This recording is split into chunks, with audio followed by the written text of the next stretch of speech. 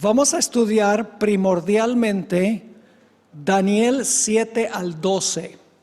Originalmente había pensado estudiar Daniel 1 al 6, que son capítulos que no se estudian muy a menudo, pero tienen mucho mensaje importante. Pero decidimos finalmente tener una serie sobre Daniel 7 al 12, la segunda parte del libro de Daniel. La razón es que esta profecía que vamos a estudiar esta noche, que es Daniel 2, es el esqueleto, y todas las demás profecías de Daniel se construyen sobre el esqueleto. O sea que la carne está sobre el esqueleto. Pues Daniel 2 es el esqueleto, mientras que los demás capítulos son, digamos, la carne y los órganos, etcétera, que se construyen sobre el esqueleto. También, cuando estudiamos un tema, repetidas veces siempre hay algo nuevo que aprender. Y espero que al estudiar este tema esta noche, aprendamos algunos aspectos nuevos en cuanto a esta profecía fundamental que nos va a ayudar a entender lo demás que vamos a estudiar durante el transcurso de esta semana. Generalmente cuando estudiamos Daniel 2, pasamos por alto en gran medida la primera mitad del capítulo. Generalmente empezamos a exponer a donde se menciona la estatua. Pero hay toda una trama que ocurre antes que aparezca en el capítulo 2 la historia de la imagen. Así que vamos a estudiar el resto de la historia. Vamos a Daniel 2 y el versículo 29. Daniel 2, 29. Cuando el rey Nabucodonosor se acostó, estaba pensando en el futuro de su reino. Eso lo dice el versículo 29. Aquí está hablando Daniel. Estando tú, oh rey, en tu cama, te vinieron pensamientos por saber lo que había de ser en lo porvenir. Y el que revela los misterios te mostró lo que ha de ser. Así que cuando el rey se acostó, estaba pensando en su cabeza en cuanto al futuro del reino. Y Dios leyó sus pensamientos. Esta es una evidencia de que Dios es capaz de leer los pensamientos. ¿Y cómo lo sabemos? Porque en Daniel 2 y el versículo 1, al comienzo del capítulo, dice: en el segundo año del reinado de Nabucodonosor, tuvo Nabucodonosor sueños y se perturbó su espíritu y se le fue el sueño. Es decir, Dios le dice a Nabucodonosor: tú estás pensando en el futuro de tu reino, pues yo ahora te voy a dar un sueño para responder a lo que tú quieres saber. Y así que Dios le da al rey Nabucodonosor un sueño para que él sepa lo que va a ocurrir en el futuro. Pero luego algo interesante sucede, y es que el que le reveló el sueño ahora le oculta el sueño cuando se despierta. Y cuando se despertó, lo podemos leer en Daniel 2 y el versículo 3. El rey dice: he tenido un sueño y mi espíritu se ha turbado por saber el sueño. Es decir, Dios le da el sueño y ahora Dios le oculta el sueño. ¿Por qué Dios hace eso? ¿Por qué le da a Dios un sueño? Porque sabe lo que está pensando para luego entonces ocultarle el sueño. Hubo una razón muy importante. Y es porque Dios sabía que el rey inmediatamente iba a llamar a los charlatanes para decirle el sueño. Y eso es exactamente lo que ocurrió. En Daniel 2 y el versículo 2 dice: hizo llamar el rey a magos, astrólogos, encantadores y caldeos, para que le explicasen sus sueños. Vinieron pues y se presentaron delante del rey.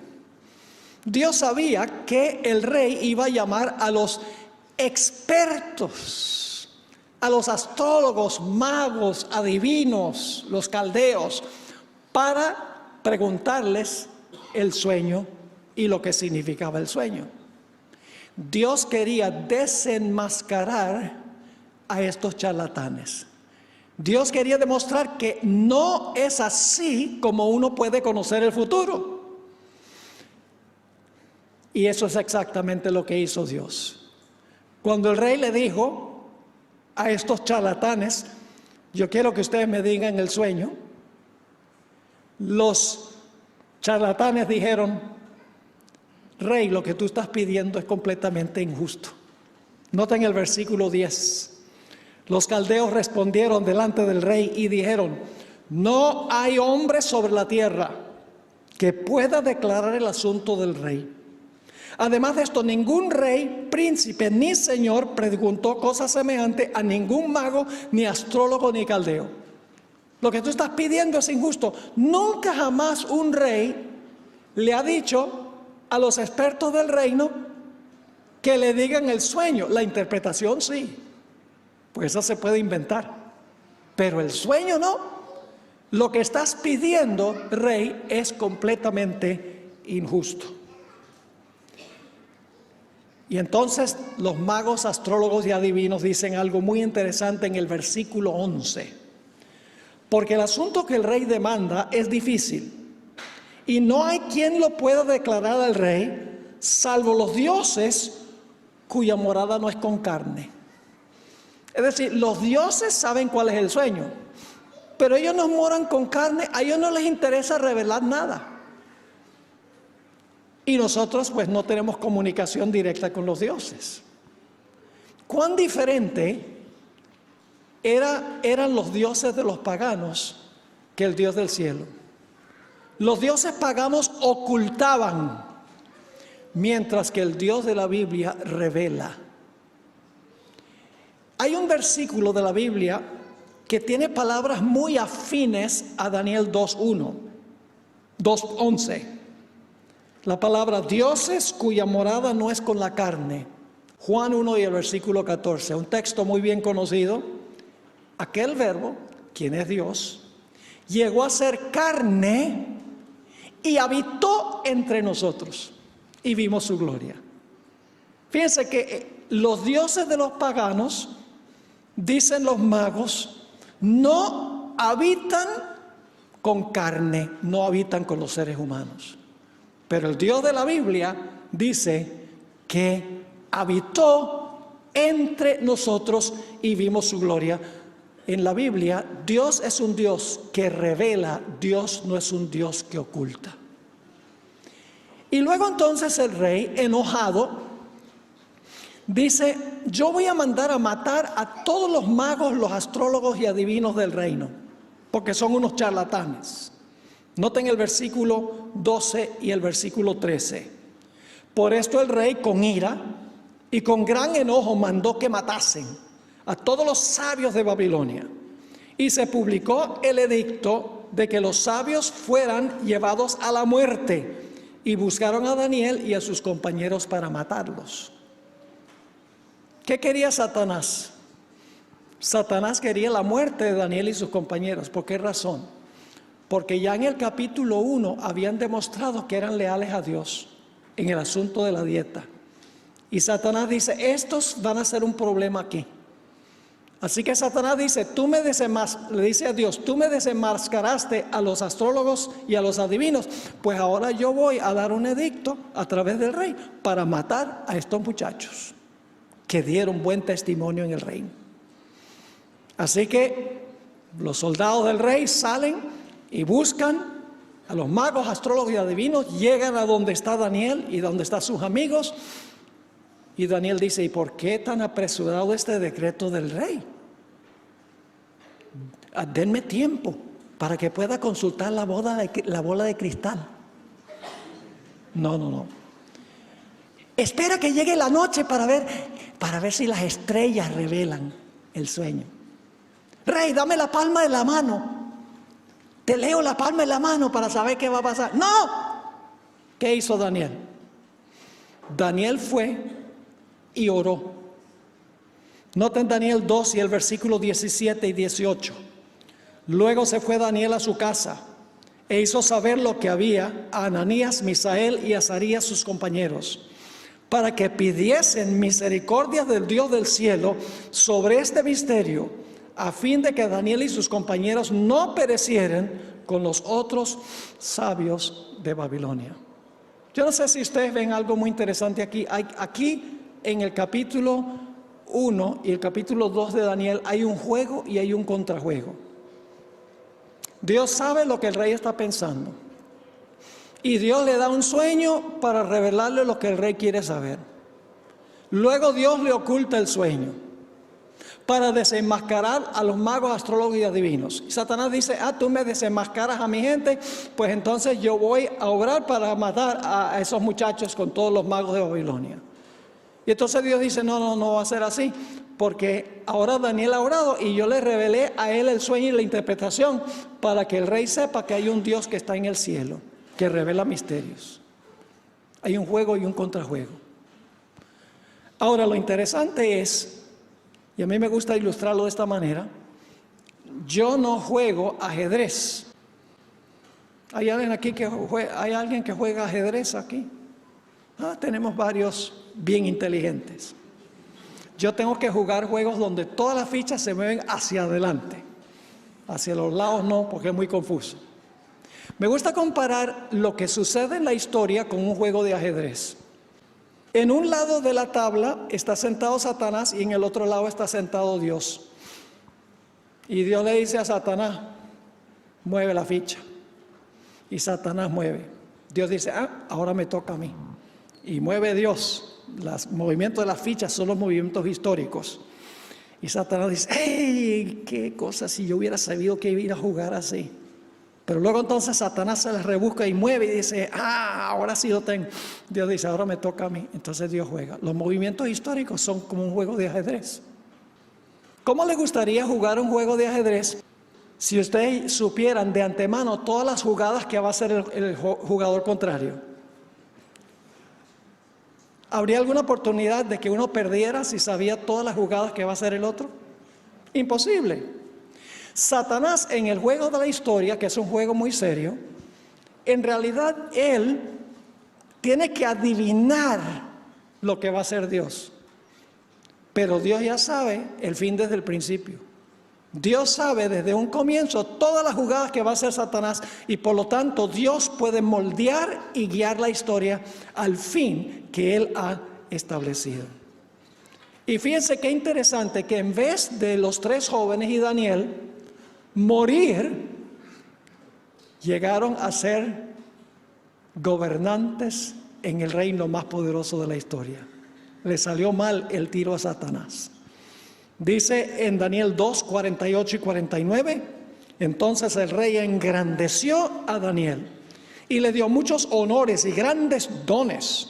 Y le hizo gobernador de toda la provincia de Babilonia y jefe supremo de todos los sabios de Babilonia. Y Daniel solicitó del rey y obtuvo que pusiera sobre los negocios de la provincia de Babilonia a Sadrach, Mesach y Abednego. Y Daniel estaba en la corte del rey. Satanás quería matarlos, pero Dios, a través de toda la trama, los puso en posiciones de influencia en Babilonia. Y Daniel iba a ministrar allí por más de 70 años. ¿Quién salió ganando? ¿Quién es el que controla la historia? ¿Quién dirige la historia? ¿Quién es el que maneja todo? Daniel 2 indica que Dios es el que tiene control de todos los eventos de la historia. Ahora sí queremos llegar al sueño que tuvo el rey Nabucodonosor.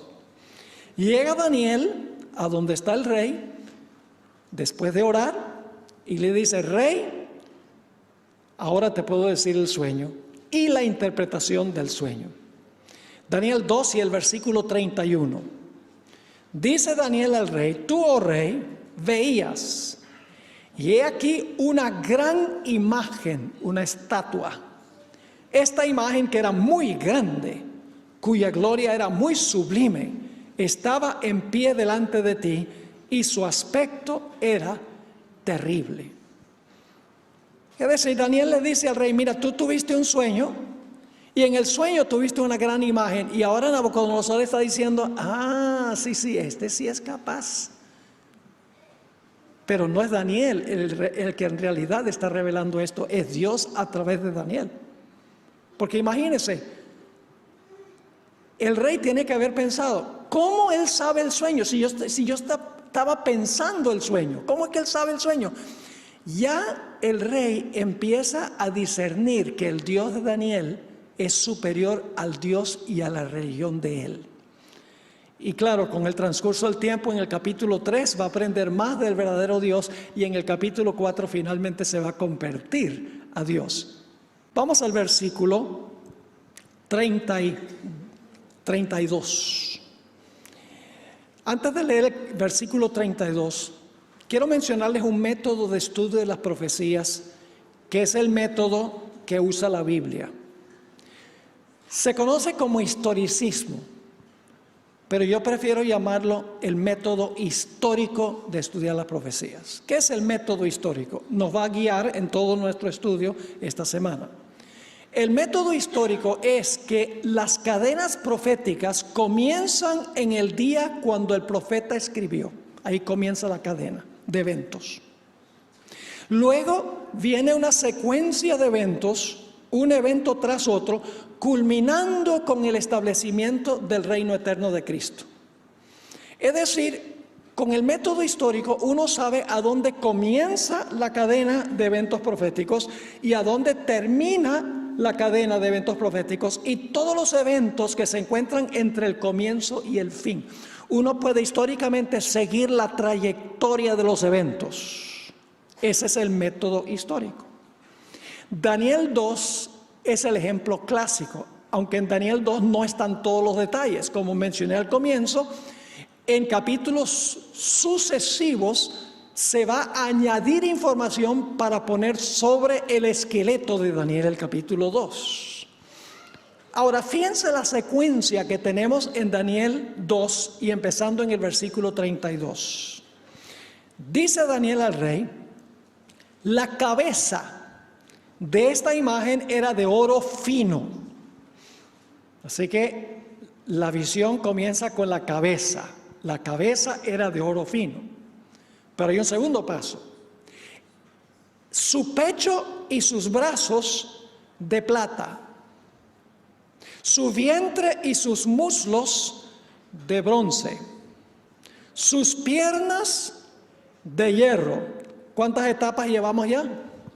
La cabeza, 1, pecho y brazos, 2, muslos, 3, piernas de hierro, 4, y ahora viene el quinto paso. Dice, sus pies en parte de hierro y en parte de barro cocido. Esa es la etapa número 5, en secuencia, en cadena. Pero no termina allí el sueño, porque sigue diciendo en el versículo 34, estabas mirando hasta que una piedra, ese es el paso número 6, una piedra fue cortada no con mano e hirió a la imagen en sus pies de hierro y de barro cocido y los desmenuzó. Pueden imaginarse esta piedra pegando en los pies, desmenuza completamente la imagen. Sigue diciendo en versículo 35, entonces fueron desmenuzados también el hierro, el barro cocido, el bronce, la plata y el oro, y fueron como tamos de las eras del verano, y se los llevó el viento sin que de ellos quedara rastro alguno, mas la piedra que hirió la imagen fue hecha, ahora viene la etapa número 7, fue hecha un ¿qué? Un gran monte que llenó toda la tierra. La piedra se convirtió en una montaña. ¿Siguieron la secuencia? Facilito. Cabeza de oro, pecho y brazos de plata, vientre de bronce, piernas de hierro, pies de hierro mezclado con barro. Luego la piedra pega en los pies, desmenuza y destruye todos los metales. Y luego la piedra se convierte en una montaña que cubre toda la tierra. Nos hemos movido, vamos a ver, desde el tiempo de Daniel hasta el momento cuando Cristo establezca su reino eterno, en cadena, sin paréntesis y sin interrupción. Es decir, no es que viene la cabeza de oro y luego pasan 400 años y entonces el reino de plata. No, Los eventos ocurren uno tras otro en sucesión, sin paréntesis, sin interrupción en la secuencia. Ese es un detalle muy importante. Ahora, Daniel no solamente le relató al rey el sueño, sino que también le dio al rey la interpretación o le explicó el significado del sueño. Esa explicación se encuentra en el versículo 37, comenzando en el versículo 37. Ahora, aquí en estos versículos tenemos un mensaje muy importante. Nuevamente demuestra quién está en control de la historia. Hermanos y hermanas, todos los capítulos de Daniel tienen un tema central. Y ese tema central es que Dios está en control. No Satanás, Dios está en control. En el capítulo 1, Dios está en control. Aunque Daniel y sus amigos van a Babilonia, dice, Dios los entregó en manos del rey. Es decir, fueron a Babilonia cautivos porque Dios lo determinó así. En el capítulo 2 vamos a ver por qué Nabucodonosor era rey, porque Dios lo puso en el trono. En el capítulo 3, cuando el rey quiere incinerar a los 3 jóvenes, Jesús mismo entra al horno y los salva. En el capítulo 5, el rey Belsasar está teniendo su banquete. Dios escribe en la P, Mene, Mene, Tekel, Uparsin. El reino es quitado de ti y dado a los medos y persas. Dios es el que lo está haciendo. En el capítulo 6, Daniel está en el foso de los leones. El rey indudablemente está triste porque quería mucho a Daniel. Y entonces entra el ángel del Señor en el foso de los leones y salva a Daniel. En el capítulo 7 hay un cuerno pequeño que hace lo que quiere, persigue a los santos, habla blasfemias contra el Altísimo, pero se sienta el juicio y le es quitado su dominio y su poder. ¿Quién está en control? Solamente he cubierto los primeros 7 capítulos. Pero todos los demás capítulos indican de que Dios está en control de la historia. Dios pone reyes y Dios quita reyes. Dios da sabiduría a los sabios. Dios cambia los tiempos. Ahora, fíjense lo que dice Daniel 2:37. Tú, oh rey, eres rey de reyes. ¿Por qué era rey de reyes Nabucodonosor? Porque el Dios del cielo te ha dado reino, poder, fuerza y majestad. Y donde quiera que habitan hijos de hombres, bestias del campo y aves del cielo, Él los ha entregado en tu mano y Él te ha dado dominio sobre todo. Tú eres aquella cabeza de oro. ¿Por qué estaba Nabucodonosor en el trono? Porque Dios le entregó el trono. ¿Dios también puede quitar el trono? Le quitó el trono a Nabucodonosor en el capítulo 4, que es la clase de escuela sabática que viene creo que el próximo sábado. Sí, lo bajó del trono. Y fíjense qué interesante. 7 años Nabucodonosor le fue quitado el trono. Yo estoy seguro que había rivales que estaban con ganas de quitarle el trono, pero por 7 años Dios le preservó el trono y al final de los 7 años lo volvió a poner en el trono. Dios está en control. Así que, ¿qué representa la cabeza de oro? Representa, dice, tú eres la cabeza de oro, pero obviamente Nabucodonosor gobernaba sobre un reino, el reino de Babilonia. Y sabemos que es un reino porque el siguiente versículo dice, después de ti se levantará otro reino. Así que Nabucodonosor tiene que haber gobernado sobre un reino, porque el siguiente reino dice, otro reino se levanta. Así que, ¿dónde comienza la cadena profética? La cadena profética comienza con Babilonia en los días en que vivía Daniel. Tenemos el punto de comienzo de la cadena profética. Pero luego sigue el versículo 38. Y después de ti se levantará otro reino inferior al tuyo. ¿Se han dado cuenta de la secuencia de los metales? El metal más precioso está en la cabeza, pero a medida que uno se mueve en el curso de la historia, los materiales se van degenerando, perdiendo valor. Y así es la historia. En el curso de la historia, las naciones van perdiendo su valor moral. Así que dice, después de ti se levantará otro reino inferior al tuyo. ¿Cuál reino fue ese que se levantó después de Babilonia? Ni siquiera hay que ir a los libros de historia. No hay que ir a los libros de historia. Porque en Daniel 5 habla de la escritura en la pared a donde dice, el reino es quitado de ti y dado a los medos y persas. Así que sabemos que el siguiente reino es el reino de los medos y persas. El mismo libro de Daniel lo dice. Así que el segundo reino es el reino de los medo-persas. Y luego dice, un tercer reino de bronce, el cual dominará sobre la tierra. ¿Cuál fue el tercer reino que vino después de Medo-Persia? Fue el reino griego. Ni siquiera hay que ir a la historia para saber eso. Vamos a ver en Daniel 8, que en Daniel 8 se menciona a Grecia por nombre como el siguiente reino. Es decir, el mismo libro de Daniel nos dice que la cabeza de oro representa a Babilonia, el pecho y los brazos de plata representan a Medo-Persia, el vientre representa a Grecia. No hay que ir ni siquiera a los libros de historia. El libro de Daniel identifica los primeros tres reinos. Y claro, identifica también el cuarto reino, porque sabemos después del reino griego, ¿cuál fue el reino? Roma. ¿Ven la importancia de lo que se llama el método histórico? Ahora, noten lo que dice el versículo 40. Versículo 40. Y el cuarto reino será fuerte como hierro. Muy interesante. A Roma se le llamaba la monarquía de hierro. Y sus armas, las armas de sus legiones eran armas de hierro. Y Roma pisoteaba y acababa con todo lo que encontraba, las legiones. Y por eso dice, el cuarto reino será fuerte como hierro.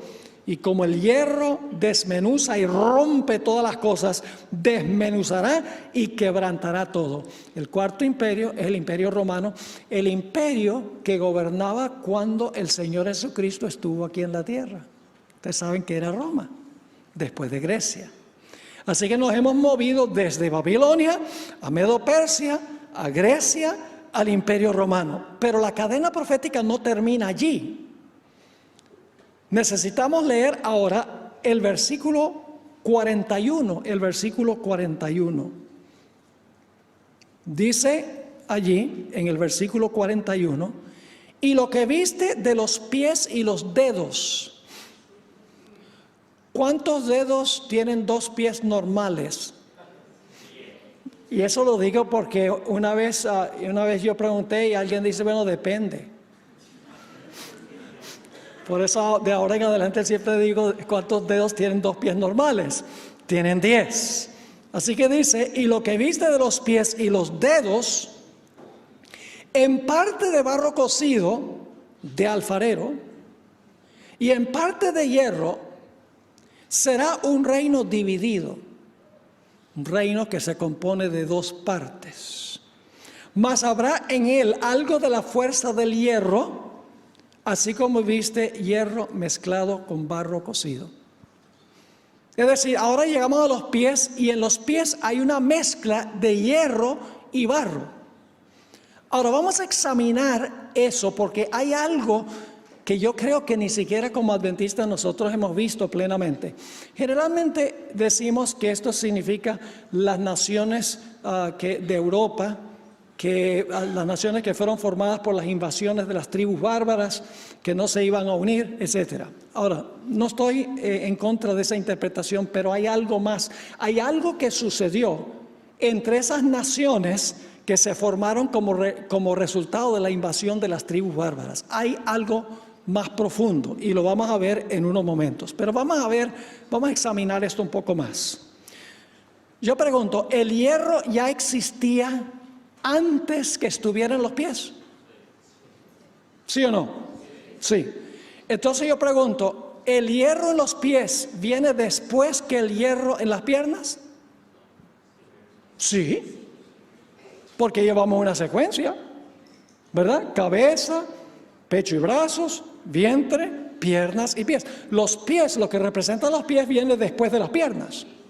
Yo pregunto entonces, en cierto sentido, ¿Roma continúa en los pies? ¿Sí o no?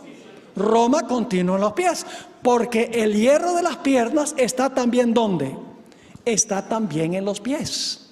Es decir, en la etapa de los pies va a continuar Roma, pero va a ser una Roma distinta o diferente. Ahora, en los pies hay hierro que ya existía, pero ¿qué se le añade al hierro? Se le añade al hierro el barro. No cualquier barro, no el barro con el cual nos embarramos los pies. No, es un tipo especial de barro. ¿Qué clase de barro? Barro, dice el versículo 41, barro cocido ¿de qué? De alfarero. Barro cocido de alfarero. Eso es importante. Ahora yo pregunto, ¿en Daniel 2 estamos tratando con símbolos? ¿El oro es un símbolo? ¿Sí o no? ¿La plata es un símbolo? ¿El bronce es un símbolo? ¿El hierro es un símbolo? ¿La piedra es un símbolo? ¿La montaña es un símbolo? ¿El barro de alfarero también debe ser un símbolo? Sí, Señor, porque todo lo que está en el capítulo es simbólico. Así que el barro de alfarero debe simbolizar algo, debe representar algo. Sabemos que el hierro en los pies representa el poder político de Roma, es decir, Roma política va a continuar, pero en un estado dividido. Pero ¿qué significa el barro que se le añade al hierro? Bueno, tenemos que dejar que la Biblia se explique a sí misma. Tenemos que ir a otros textos a donde se menciona barro de alfarero. Vamos a Jeremías 18 y el versículo 1 al 6. Jeremías 18 y el versículo 1 al 6. Jeremías vivió poco antes que Daniel y sus compañeros fueran llevados a Babilonia. Y vamos a ver qué representa el barro de alfarero. Dice en el versículo 1, palabra de Jehová que vino a Jeremías diciendo, levántate y vete a la casa del alfarero. Palabra clave. Y allí te haré oír mis palabras. Y descendí a la casa del alfarero. Y he aquí que él trabajaba sobre la rueda. Y la vasija de barro, ahí hay otra palabra clave, es barro de alfarero. Y la vasija de barro que él hacía se echó a perder en su mano y volvió y la hizo ¿qué? Otra vasija, según le pareció mejor hacerla. Ahora paremos un momentico allí. ¿Qué está diciendo Jeremías? ¿Qué está diciéndole Dios a Jeremías? Jeremías escribió inmediatamente antes del cautiverio babilónico. En realidad, Jeremías vivió alrededor del año 621 antes de Cristo.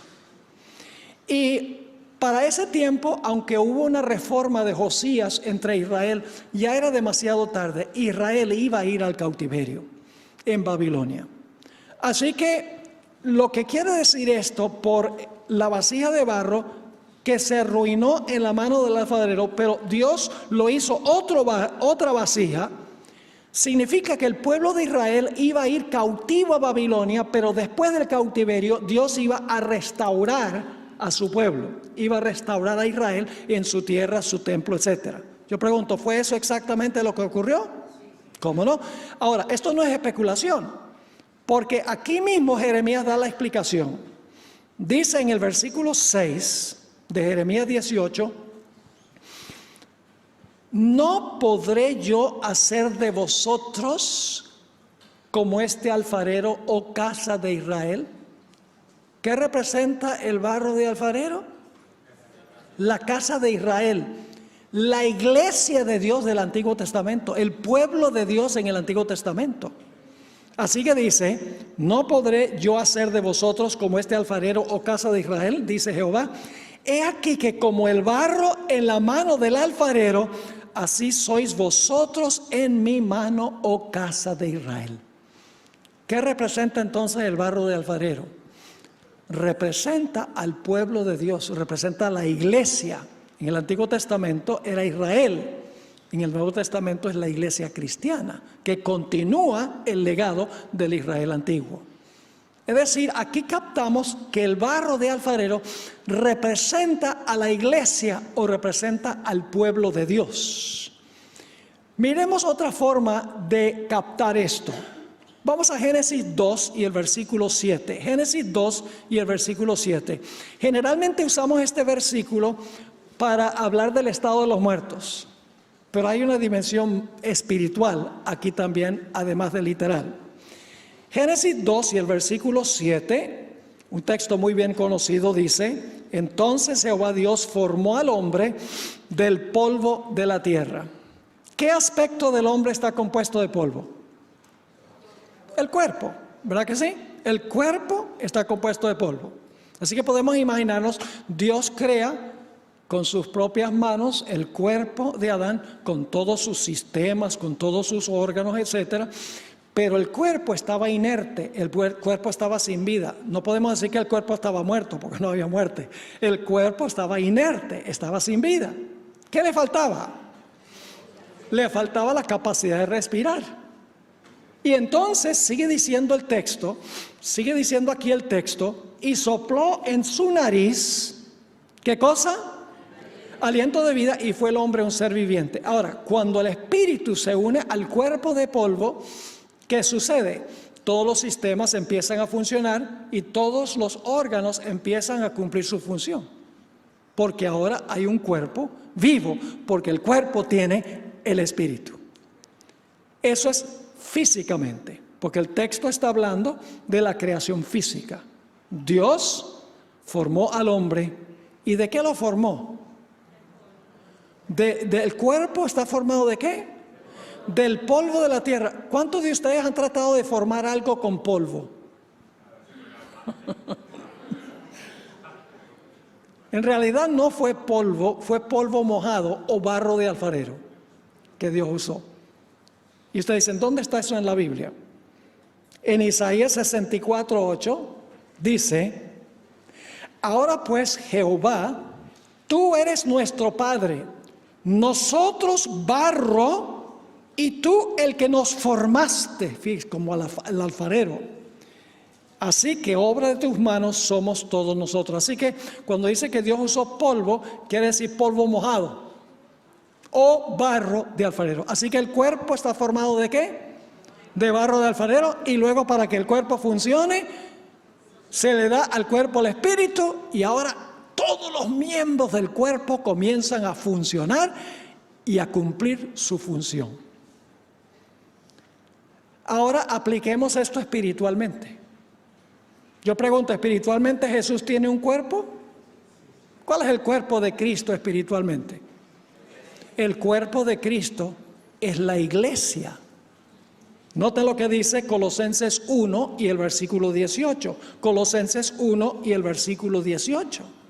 Hablando de Jesús dice: y Él es la cabeza del cuerpo, que es la iglesia, el que es el principio, el primogénito de entre los muertos, para que en todo tenga la preeminencia. Así que, ¿cuál es el cuerpo de Cristo espiritualmente hablando? Es la iglesia. ¿Qué necesita la iglesia para que todos sus miembros puedan funcionar? Necesita el espíritu. Ya no estamos hablando de la respiración literal, estamos haciendo la aplicación espiritual. Lo que el cuerpo de Cristo necesita para poder funcionar todos sus miembros en armonía es ¿qué cosa? El espíritu. ¿Qué ocurrió en el día del Pentecostés?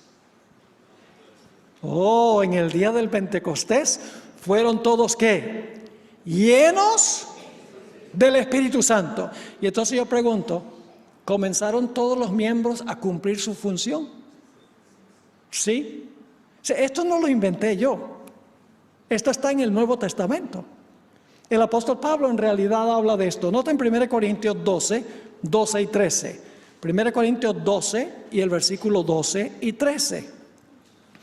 Aquí el apóstol Pablo dice: porque así como el cuerpo es uno y tiene muchos miembros, pero todos los miembros del cuerpo, siendo muchos, son un solo cuerpo, así también Cristo.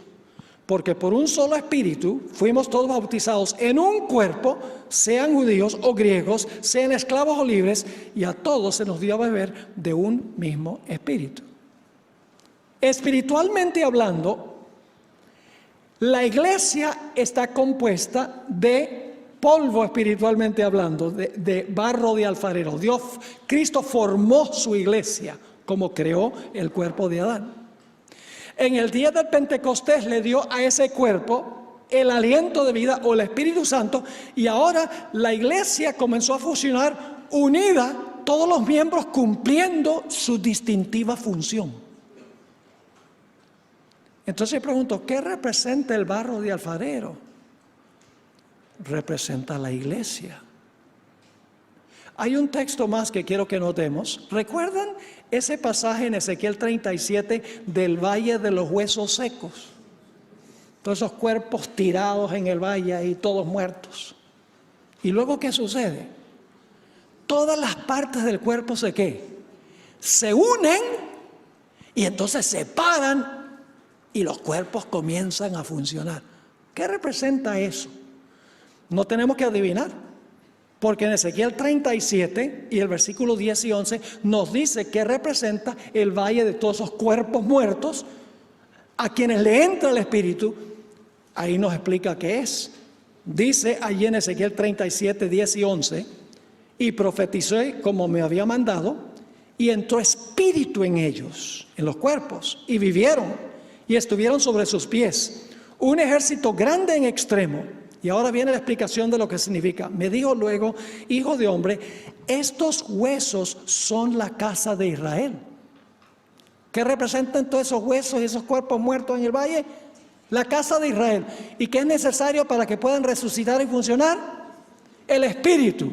Así que dice, he aquí ellos dicen, nuestros huesos se secaron y pereció nuestra esperanza y somos del todo destruidos. Pero Dios dice, yo los voy a volver a levantar. Yo los voy a recrear de nuevo.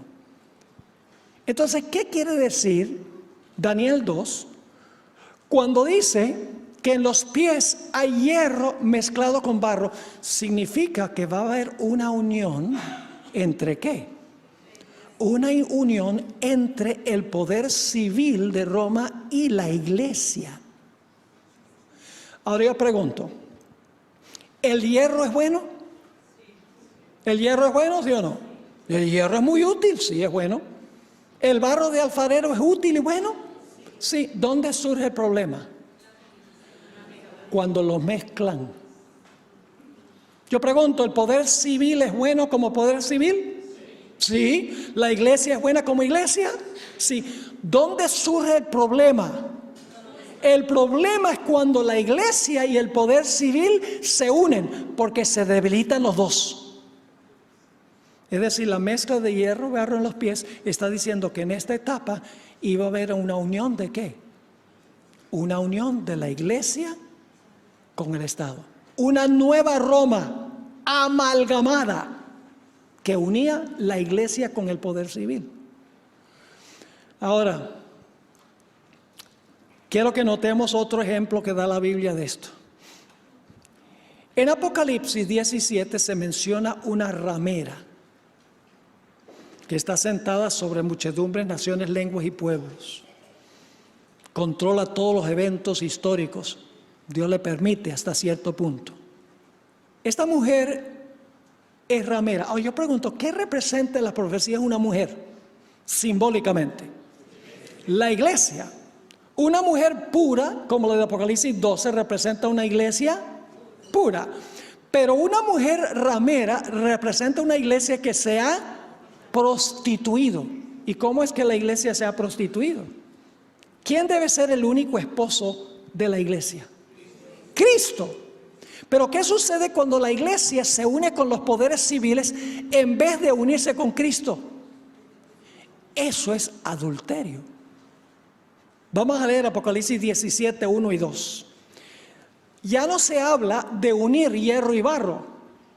Se usa otro simbolismo. Ahora es la ramera, que es la iglesia, uniéndose con los reyes de la tierra, que sería representado por el hierro. Dice en Apocalipsis 17, 1 y 2, vino entonces uno de los 7 ángeles que tenía las 7 copas y habló conmigo diciéndome, ven acá y te mostraré la sentencia contra la gran ramera, la que está sentada sobre muchas aguas. Ahora, ¿cómo se convirtió en ramera? Debía estar solo casada con Cristo, ¿verdad? No, la iglesia no debe estar metida en política, no debe estar metida en esas cosas. Estamos para predicar el evangelio. Ahora, ¿cómo se convirtió en ramera? El versículo 2 dice, con la cual han fornicado los reyes de la tierra. ¿Cómo se tornó esta iglesia fornicaria? Porque tuvo relaciones ¿con qué? Con los poderes civiles de la tierra. Es decir, en la etapa de los pies iba a haber una unión de la iglesia con el poder civil. Ahora, cuando lleguemos a Daniel 7, vamos a ampliar muchísimo esto, muchísimo más, porque cada capítulo de Daniel le agrega detalles a este capítulo fundamental, que es el capítulo 2. Ahora, quiero leerles una cita del Espíritu de Profecía. Lo que yo he presentado no es idea mía. La Biblia presenta esto, como vimos en Jeremías 18, el asunto de la creación del cuerpo con el espíritu, Ezequiel 37, es decir, tiene base bíblica, pero el Espíritu de Profecía lo confirma. Dice en el comentario bíblico adventista, tomo 7A, página 178, el tomo 7A tiene la compilación de todas las citas de la hermana White en todos los 9 tomos del comentario bíblico. Ella dice lo siguiente: hemos llegado a un tiempo cuando la obra sagrada de Dios está representada por los pies de la imagen, en los cuales el hierro estaba mezclado con el barro cenagoso. Dice ella, hemos llegado a ese tiempo, a los pies de hierro con barro. Y luego escribió lo siguiente: la mezcla de los asuntos de la iglesia con las del Estado se representa con el hierro y el barro. ¿Qué es lo que representa el hierro y el barro? La mezcla de los asuntos de la iglesia con las del Estado.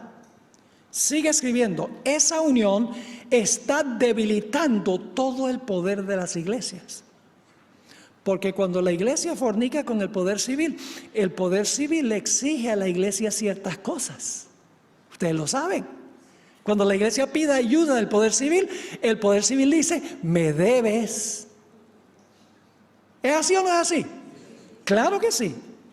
Sigue escribiendo, la mezcla de los asuntos de la iglesia con la del Estado se representa con el hierro y el barro. Esa unión está debilitando todo el poder de las iglesias. Esta aceptación en la iglesia del poder del Estado traerá malos resultados. Los hombres casi han traspasado el límite de la tolerancia de Dios. Han utilizado su fuerza política y se han unido con el papado. ¿Qué es lo que han hecho los poderes civiles? Dice, han utilizado su fuerza política y se han unido con el papado. Pero llegará el tiempo cuando Dios castigará a los que han invalidado su ley y sus malas obras recaerán sobre ellos mismos. En la etapa de los pies entonces iba a continuar el poder civil romano, pero se le iba a añadir otro elemento, el poder religioso unido con el poder civil. Y en el capítulo 7 se va a ampliar este punto mucho más, donde habla de un cuerno pequeño. Pero, gracias a Dios, que el sueño no termina allí. Dios tendrá la última palabra. Nota lo que dice Daniel en el capítulo 2 y el versículo 34 y el versículo 35. Estaba mirando hasta que una piedra fue cortada, no con mano. Ese detalle es importante, no con mano. ¿Qué significa esa expresión? Mirando hasta una piedra fue cortada, no con mano. Y la Biblia dice que fue cortada de un monte. Fue cortada de un monte sin mano. Ya vamos a ver qué significa eso. E hirió a la imagen en sus pies de hierro y barro cocido y los desmenuzó. Entonces fueron desmenuzados también el hierro, el barro cocido, el bronce, la plata y el oro, y fueron como tamo de las eras del verano, y se los llevó el viento sin que de ellos quedara rastro alguno. Mas la piedra que hirió la imagen fue hecho un gran monte y llenó toda la tierra. ¿Qué representa ese monte que llena toda la tierra? Pues en la explicación, en el versículo 44, está la explicación de lo que significa el monte. Dice, en el versículo 44, en los días de estos reyes, es decir, de los pies, de los 10 dedos, hierro mezclado con barro, en los días de estos reyes, el Dios del cielo levantará un reino que no será jamás destruido, ni será el reino dejado a otro pueblo. Desmenuzará y consumirá a todos estos reinos, pero Él permanecerá para siempre. ¿Qué representa la piedra cortada no con mano? ¿Y cuál es el monte de donde es cortada la piedra? Analicemos primero la expresión no con mano. Escuchen, hermanos y hermanas, preciosas visitas. Los problemas que tiene este mundo no los arregla nadie en esta tierra. La historia se está degenerando y el mundo se está desmoronando. Los políticos se reúnen, hacen planes, pero ellos no tienen solución para los graves problemas que existen en el mundo. Problemas económicos, problemas de criminalidad, problemas de estilo de vida, problemas de mucha índole. Están buscando soluciones, pero no las pueden solucionar. Demasiado complejo. Todo se está degenerando. Entonces surge la pregunta, ¿los seres humanos son los que van a traer un reino de paz y de gozo, donde todo va a funcionar perfectamente? Eso es lo que enseña el Papa Francisco. Él dice, el genio humano, la inteligencia humana podrá resolver todos los problemas del cambio climático, el problema de la pobreza, el problema de los problemas económicos de las naciones. El genio, la inteligencia humana bien aplicada con tratados internacionales, eso va a resolver todos los problemas del mundo. Y entonces se va a establecer el reino de Cristo aquí. La Biblia no enseña eso. La Biblia enseña que el reino va a ser establecido no desde adentro del mundo, sino por una intervención desde afuera. ¿Qué significa no con manos? Vamos a Hebreos 9:11. Buscamos en otras partes de la Biblia que usan una expresión similar. La Biblia se explica a sí misma. Es un principio de interpretación adventista. Y es que cuando conseguimos una parte de la Biblia a donde no se explica el símbolo, vamos a otras partes de la Biblia donde sí se explica el símbolo. La Biblia es su propio intérprete. Yo pregunto, ¿quién fue el que inspiró toda la Biblia de comienzo a fin? El Espíritu Santo. Yo pregunto entonces, ¿el Espíritu Santo colocó todo lo necesario en la Biblia para interpretar todo texto de la Biblia? Sí. El Espíritu Santo sabía qué había que colocar en la Biblia para entender cada parte de la Biblia. La Biblia es su propio intérprete, comparando un texto con otro texto. Así que Hebreos 9:11 nos va a ayudar a entender qué significa no con mano. Dice allí, hablando del santuario, yo pregunto, ¿quién construyó el santuario en el desierto? Moisés. ¿Quién construyó el santuario celestial? ¿Fue alguna mano humana que construyó el santuario celestial? No. Noten Hebreos 9:11. Pero estando ya presente Cristo, sumo sacerdote de los bienes venideros, por el más amplio y más perfecto tabernáculo. ¿Cuál es el más amplio y más perfecto tabernáculo? ¿El que está dónde? En el cielo. ¿Y qué clase de tabernáculo es ese? Dice, no hecho de manos, es decir, no de esta creación. No hecho de manos significa que no es algo hecho por el hombre, sino por Dios mismo. Yo pregunto, ¿quién le dio el cuerpo glorificado a Jesús cuando resucitó de los muertos? Su Padre le dio su cuerpo glorificado. Noten Marcos 14 y el versículo 58. Marcos 14 y el versículo 58.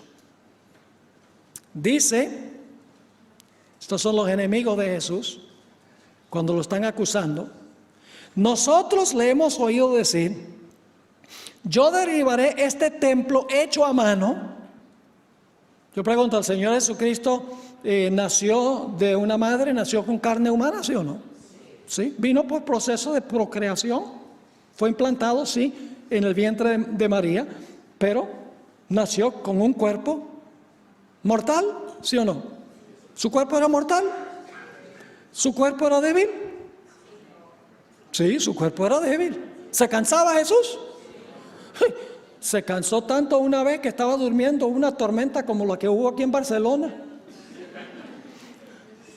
Y Jesús tranquilo, durmiendo. Imagínense cómo estaría de agotado Jesús. Tremendo. Es decir, el cuerpo con el que nació Jesús era un cuerpo mortal porque murió. Era un cuerpo débil. No tenía la fuerza de la raza original. Pero ¿con qué clase de cuerpo resucitó Jesús? ¿Con un cuerpo que heredó de María? No, porque sigue diciendo, nosotros le hemos oído decir, yo derribaré este templo hecho a mano, que está hablando de su cuerpo que recibió a través de María, y en 3 días edificaré otro hecho sin mano. ¿Qué significa hecho sin mano? Significa por un milagro de ¿quién? Por un milagro de Dios. Cuerpo incorruptible e inmortal. Así que, ¿qué significa eso en Daniel 2:45 cuando dice un monte donde hay una piedra cortada no con mano? Significa que el clímax de Daniel, el capítulo 2, no es los seres humanos por medio de su inteligencia y su genio y su sabiduría van a resolver todos los problemas de la enfermedad, de la pobreza, el cambio climático, y entonces va a haber una sociedad ideal aquí en la tierra. No, no, no.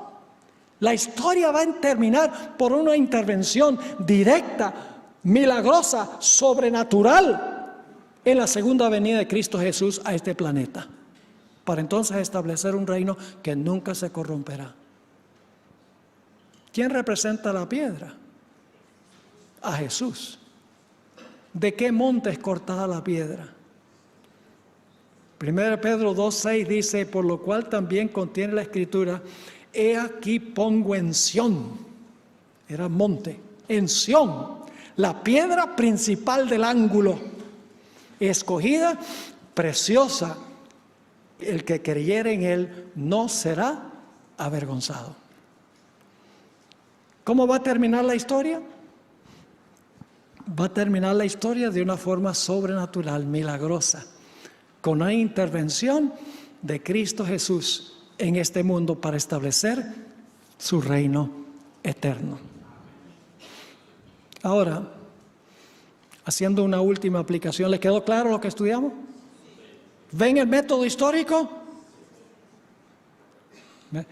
Yo pregunto, ¿se ha cumplido todo al pie de la letra? ¿Cómo sabía Daniel en el año 605 antes de Cristo, cuando fue este evento, 605, 604? ¿Cómo sabía él que después de Babilonia iba a haber un Medo-Persia, iba a haber un Grecia, iba a haber un imperio romano, luego el imperio romano se iba a dividir y se iba a unir la iglesia con el poder civil? ¿Cómo sabía Daniel todo eso? Se las adivinó. Solo un Dios que conoce el futuro puede revelar esto. Noten lo que dice Mateo 21:44. Mateo 21 y el versículo 44. Esta es la aplicación personal e individual de lo que hace la piedra con la imagen. Dice allí en Mateo 21:44, hablando Jesús de sí mismo, y el que cayere sobre esta piedra será quebrantado. Es decir, cuando tú caes sobre Cristo, tu yo, tu egoísmo se quiebra, se rompe. Pero ¿qué sucede si nosotros no caemos sobre la piedra? Sigue diciendo, el que cayere sobre esta piedra será quebrantado, y sobre quien ella cayere le desmenuzará. Es decir, nosotros podemos escoger o caer sobre la piedra para que la piedra quiebre nuestro egoísmo, para que la piedra quiebre nuestra pecaminosidad. Pero si no sucede así, entonces cuando Cristo venga, la piedra caerá sobre nosotros. Como dice en Apocalipsis 6, los impíos van a clamar que las piedras caigan sobre ellos para esconderlos del rostro del Señor Jesucristo. Otra ilustración que usa la Biblia es lo que dijo Juan el Bautista. Juan el Bautista dijo que el Mesías iba a venir y él iba a purificar con fuego. Pero luego dijo, el que no es purificado con el fuego finalmente lo consumirá cuando Jesús venga.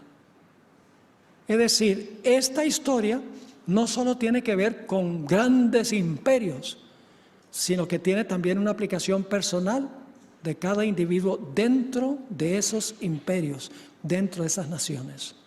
Dios nos llama a caer sobre la piedra como sucedió con el rey Nabucodonosor. Nabucodonosor era un hombre orgulloso, altanero, jactancioso, mucho peor que Donald Trump.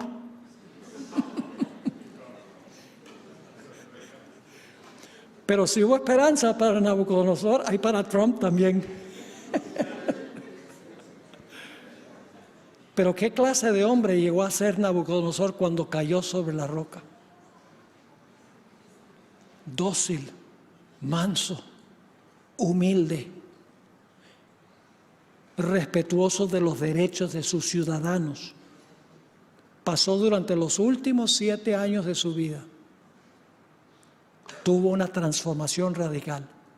Y cuando Cristo venga, Él no va a ser uno de los que va a decir, caigan las rocas sobre mí, sino que va a decir, he aquí, este es mi Dios, le he esperado y Él me salvará. Oh, hermanos y hermanas, el mundo está en proceso de desintegración, pero Cristo viene pronto. Consagremos nuestras vidas a Él.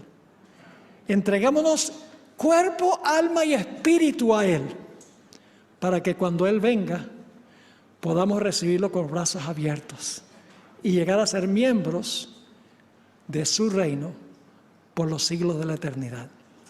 Oremos. Padre Celestial, gracias te damos por esta maravillosa profecía que nos inspira seguridad de que tú estás en control de la historia.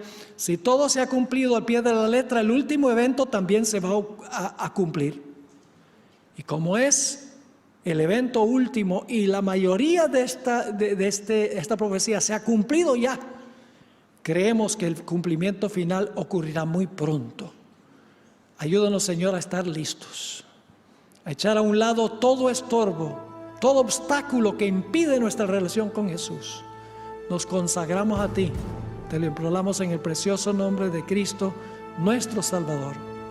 Amén.